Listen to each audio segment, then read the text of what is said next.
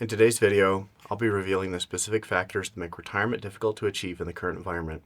Through analyzing behavioral economic data and retirement preparation patterns, I've identified how certain challenges create systemic barriers to retirement readiness. That's exactly why I'm making this video today, to show you the specific factors making retirement difficult, why traditional retirement advice fails in the current conditions, and how to implement strategies that overcome these modern retirement obstacles. So let's get right into it. For the last several months, I've been thinking about how to squeeze in one of my favorite quotes from Voltaire, and I think I'm just going to go ahead and try and do it in this video. I think it highlights some of the issues that we face as we're trying to prepare for retirement. So here we go. Back in 1770, Voltaire said, "Doubt is not a pleasant condition, but certainty is absurd." And I think this really gets at one of the issues that we face just being human beings, is that trying to think about the future, making financial decisions is so uncomfortable. There's so much uncertainty and doubt just plagues us. And so trying to make decisions in that chaotic environment is, to put it lightly, put it mildly, it's uncomfortable. But as we deal with that, trying to find certainty, trying to find things that always work or that we know with complete confidence will always work, is a little absurd. So framing today's conversation through that lens, let's take today's conversation with a grain of salt. Look at things that, historically have been shown to work, and that I think we can have some level of confidence that they will work in the future, but we keep it all, like I said, with a grain of salt, knowing that the world changes so much and we're really just operating off of the best information we have given the current circumstances. So in a recent article from CNBC written by Jasmine Suknanan, she talked about some of the issues that make it really difficult to prepare for retirement nowadays. And so one of the things she talked about is the difficulty to empathize with our future selves, thinking about ourselves in the future and doing things today that are going to put ourselves in a better position later on is quite difficult to do. And so kind of the default behavior I think that we have as people is to prioritize the present at the sacrifice of our future self. So it takes quite a bit of willpower and perseverance to kind of fight against that default way of thinking and do things that are going to benefit our future selves. In another study done that was published in the journal Accountancy by Courtney L. Vane back in 2015, in this article she described research that shows that also the majority of Americans have a difficulty estimating, what their future income needs are going to be, what their expenses are going to be in retirement. And I don't think that's any kind of it's not a surprise to me. It's really difficult to make financial estimates about the future. It's even difficult to make realistic estimates about the present. You're working, you're not sure how things are going to go, you're not sure if you're going to get a raise, you're not sure if your employment's going to end, if things are going to go really well, they're going to go poorly. And so with all this uncertainty, it's difficult to make financial decisions. So what I want to do is focus in this video on things that you can do that are within your control in order to, regardless of where you're at, whether you're 5 years from retirement or you're 30 years from retirement, things you can do to put yourself in the best possible position. I'll say that I'm pulling some research from JP Morgan on this, but I've really kind of picked out several of the things that I've just found beneficial on a personal level and with clients working on these types of things over the years. The first thing I want to do is pull up a chart showing kind of a diagram of the things that we should focus on. And I think they do a good job of breaking it down. So let's go there first. So what JP Morgan describes as a retirement equation, you can see on this diagram, we have retirement in the middle, and then broken down are different things that impact your retirement, categorized by things that you have a lot of control over, things that are totally out of your control, and things that maybe you have some control over. So let's look at the things that you don't have any control over. First is market returns. Now, with every projection for retirement, we're always using historical numbers or trying to make projections or predictions about the future, but ultimately we have no direct control over exactly what's going to happen in the market and what we can get from our retirement saving and investing. The other thing is tax policy, benefits policy, and so in a recent video I did on Social Security, a lot of comments talking about oh well, Doge does this or if Republicans do this or Democrats do that. And man, I don't know how useful any of this is. I mean, certainly all of us need to be civic, to be good citizens, be involved in policy and voting and that sort of thing. But it's kind of uncomfortable to admit that any individual can have little to no impact on those types of things. And so interesting level of discourse, we maybe spend the level of energy we expend we expend a lot of energy on these things we have little to no control over. Whereas if there are other things that we do have direct control over, maybe focusing our energy on those things would be more productive and beneficial to us on a personal level. Some things that we have control over obviously not total control over, but our earning potential, our employment, right? I mean, we can do things proactively to try and improve ourselves and improve our position, our earning potential capacity. And then, of course, our longevity, right? Your ability to work longer depends on how we take care of ourselves physically and mentally, right? And so obviously we don't have total control over that. Some of us are blessed with great genes, good health, that sort of thing, and others we don't. It's a little bit of a genetic lottery as far as that goes. But things like our, the way that we live, the things that we eat, right? We do have some control over those things, so we can at least, maybe try and tip the scales as much possible in our favor. Things that we have more control. JP Morgan says here, things you have total control over, and I'll take a little bit of, I'll say I don't necessarily agree with that, but we do have more control, certainly over how much we save and how much we spend. Obviously, there's obligations there. You're a parent, you have children, you have to prioritize certain things and you have to de-emphasize other things, right? But, you do have a greater certainly control over those things than on tax policy in the United States. And then the last thing that I think you have a lot of control on is your asset allocation and your asset location, which is really just jargon for, what you invest in and what types of accounts you use, right? Are you using your employer retirement plans to save and invest, or are you sticking your money in a savings account, or saving through an insurance policy or something like that, right? We have control over, to the extent that you're setting aside money for retirement, we do have a lot of control over where we direct those dollars, the types of accounts, and then within those accounts, how the money is invested. Are we invested in stocks and equities? Are we invested in bonds? Are we invested in real estate? Are we just letting our money sit in cash? And I'm not saying those are right or wrong decisions. I'm just saying those, just to make the point that we do have some control over those things. And so when it comes to saving and preparing for retirement, the things we have control on, that's what I'm going to focus on as far as the impact that can have on ultimately where you end up being at retirement. So on this chart, what I'm showing here is the savings rate that you have as you prepare for retirement, and a little bit of I would use this as a bit of a guide to show maybe what are percentages of your income that you should target or try to save based on your age and your level of income. So right here, we're looking at households with above $100,000 of income. And you can see that, at age 25, making about $100,000 a year, saving about 9% per year. As you can see, as you go up in income, that's about level. But let's say you're in your 30s, 40s, or even 50s, right? What this chart is suggesting here, that you ought to be saving a huge percentage of your income, 40% plus. And you might look at that and say, oh, that's completely unrealistic. And the truth is that for, depending on your circumstances, it might be totally unrealistic. I'll just say though, with this, maybe this gets back to the point about where you save your asset location, because as we're looking at a 9% or a 12% or a 20 or a 40% savings rate, depending on your income and depending on your age, what also factors into this is employer matches, right? So if you're contributing 5% into a retirement account and your employer is matching 3% or 5% or whatever those things are, that is like the easiest way to increase your savings percentage without having to, sacrifice your current spending or, taking care of your current bills or obligations, is by maximizing your employer match. It's really just free money on the table. And going back, I can already hear in the comments people saying, hey, well, oh, it's a scam or, whatever, you got to pay taxes on that. Yeah, that's all true. I mean, yes, you're going to have to pay taxes on things in the future and that sort of thing. But again, worrying about tax policy and benefit policy, not super productive and helpful, right? We can worry about it a lot and have very little impact on it. But, you've got this benefit here saying, hey, we're going to give you free money. We're going to give you extra money if you save. I think that's definitely something to take advantage of. Now, in the last chart, we looked at different target percentages to try and, aspire to contributing towards retirement based on your income and different ages. And those percentages, if you're looking at this, it might feel a little daunting and unrealistic.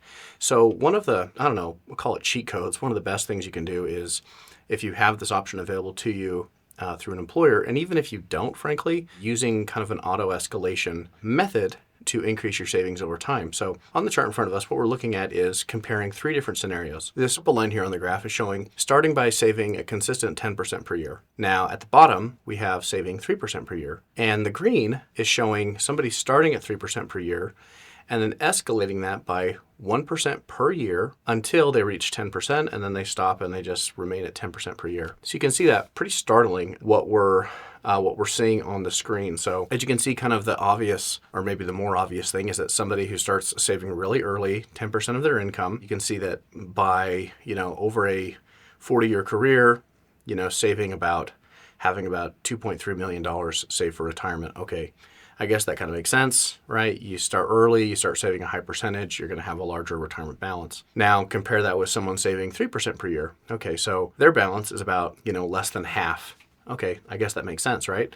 So what's really interesting though is the scenario in the green where somebody starts at a low percentage and then every year they just increase their contribution from 3 to 4, then to 5, then to 6. And the final result is so close to the starting with a high contribution rate. So somebody starting with 3 and then auto escalating by 1% per year ends with 2.1 million compared to the 2.3, just a very small difference.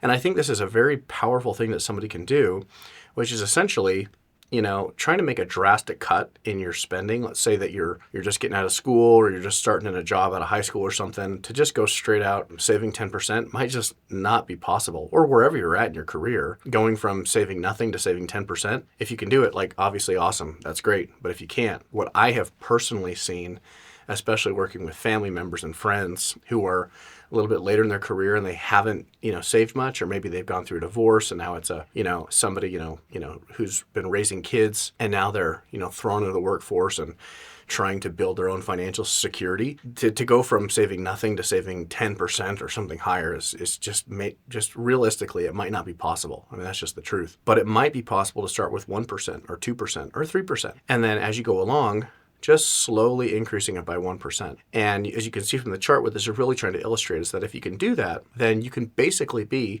in about as good of a place as if you had started with a higher percentage contribution rate.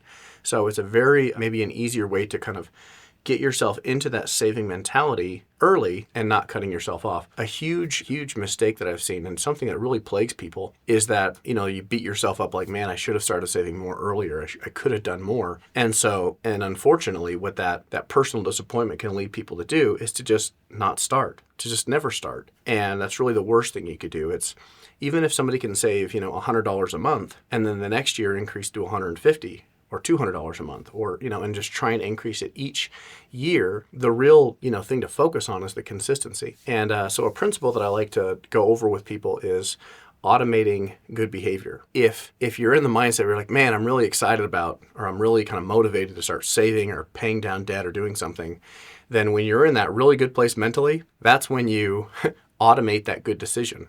Right? So if you automate saving $100 a month, or saving $500 a month, wherever kind of you are financially, what you can afford, and you automate that, you can put yourself in a situation where you don't have to make that good decision, decide to make that every single month. You just do it once and you automate it. You're more likely to consistently save and acclimate to that reduced income and do it consistently over time. So a really important principle for yourself or for family members and loved ones is to just automate good behavior. If you start saving, automate it, you're more likely to just get used to not having that extra cash laying around and to stick with an investment plan for the long term. Now, in this chart, what I want to focus on is that other variable that JP Morgan shows that you have a lot of control over, which is your asset allocation, or in other words, how you invest your money, right? So let's say you're putting money into your company retirement plan, through a 401k plan, or through an IRA or a Roth IRA, whatever the account type. Now, once you're investing in an account, you have different investment options, right? And inside of an employer plan or wherever you have your account, you usually have, a whole menu of different investment options. And the number one thing that I like to tell people to consider as far as how you should invest your money is, when are you going to use the money? When are you going to have to take money out of that account and turn it into cash to pay bills, whether that's in retirement or any other point in life? So the basic idea is money that you're not going to use for a really long time, it needs to be invested as such.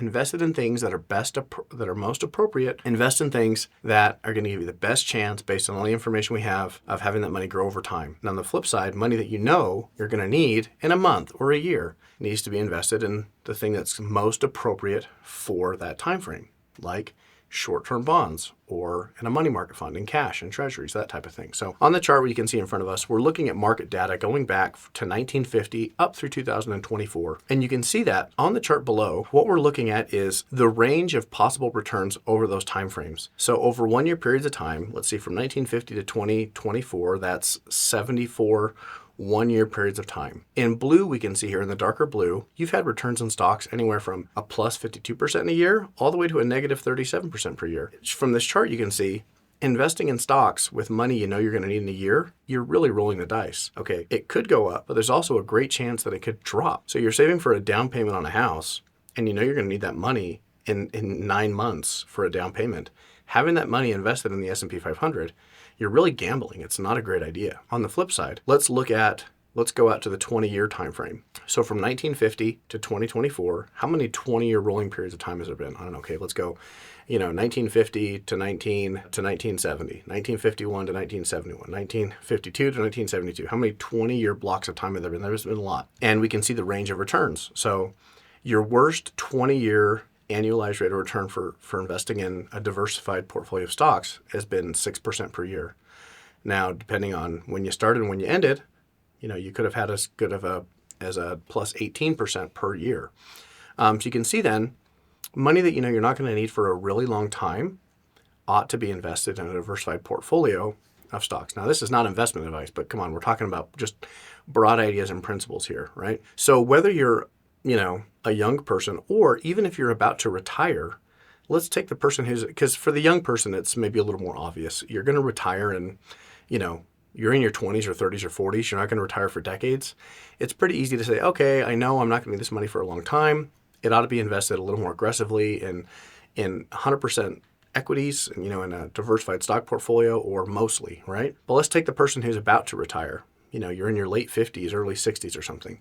Well, yes, you're going to need some money coming up pretty soon. So you should have some of your money invested in short-term things like high-quality government bonds. On the flip side, you don't know when you're going to die, but you could live into your 70s, 80s, 90s, up to 100, whatever. And so for that reason alone, a portion of your portfolio, in my opinion, needs to be invested aggressively for the long term. Not all of it, right? But some of it, because some of that money you're not going to touch for decades, and so you need to invest as such. When it comes to how you invest, this is something you have control over. And I've seen it so many times where somebody, has been investing, and I usually see it with somebody in maybe in their 50s, where, earlier in their career, maybe the financial crisis or during the stock market, during the dot-com bubble, they, saw, their retirement accounts drop a lot, or they invested in a single company stock and they watched their money get vaporized. And that was so jarring to them that they ended up getting out of the market and never getting back in and leaving their money sitting in a money market fund for decades. I've seen that so many times, I couldn't even tell you how many. A lot. I think this gets to a couple of points here. One is about diversification. Investing all your money or a lot of your wealth in a single company or just a couple of companies is an extremely risky proposition. We all have heard about people who've done it and have made tons of money. Those scenarios exist. I've met people like that, where they invested a bunch of money in a single stock and it tripled, quadrupled, went up 100x, and it was great for them.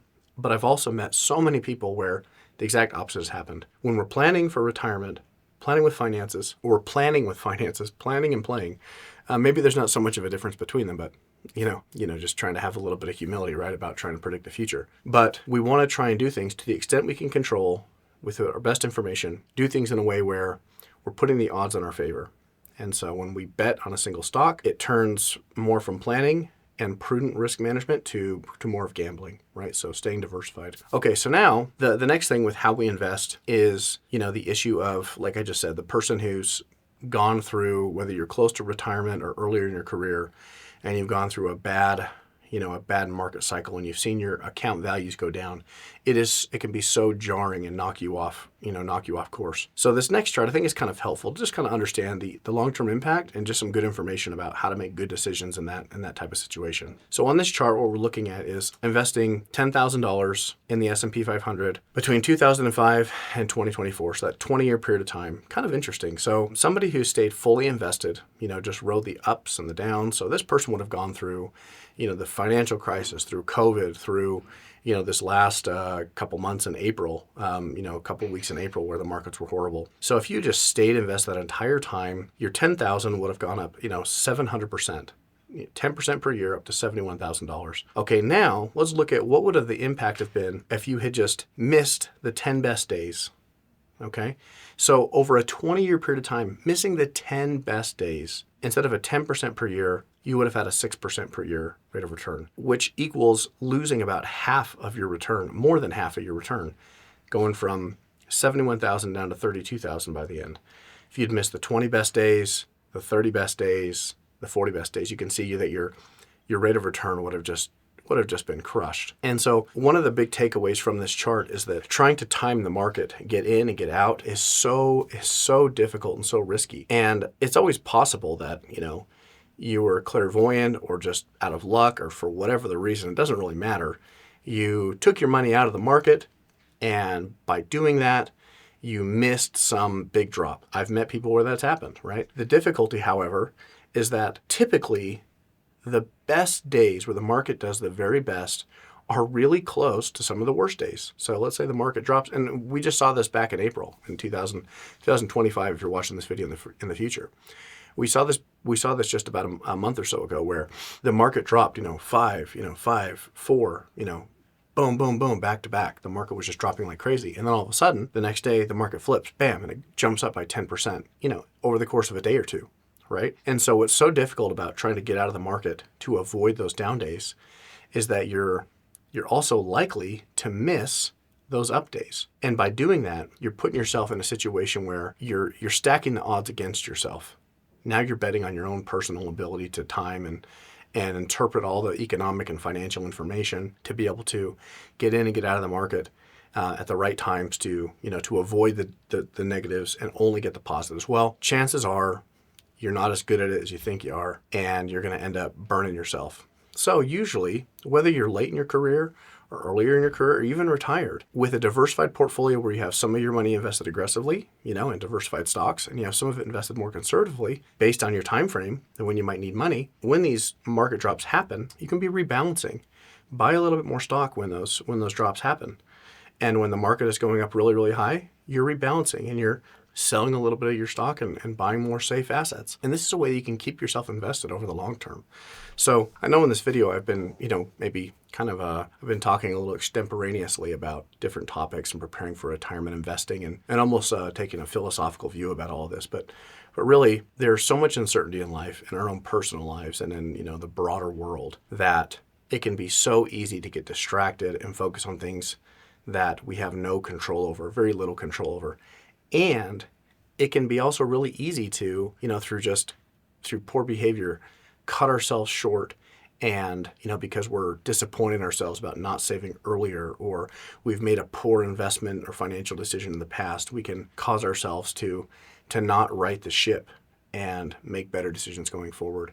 And so I hope that these principles that we've talked about in this video, I've tried to share, can maybe just give you some good ideas about things that you could change or implement or improve on as you are preparing for retirement. Because ultimately, my hope is that the information I share on my channel is going to put you in the best place possible to be in a better financial situation for your own retirement. So now that you understand why retirement has become particularly difficult due to psychological biases, decision complexity, and current economic conditions, you can implement strategies that overcome these modern obstacles to achieve retirement readiness.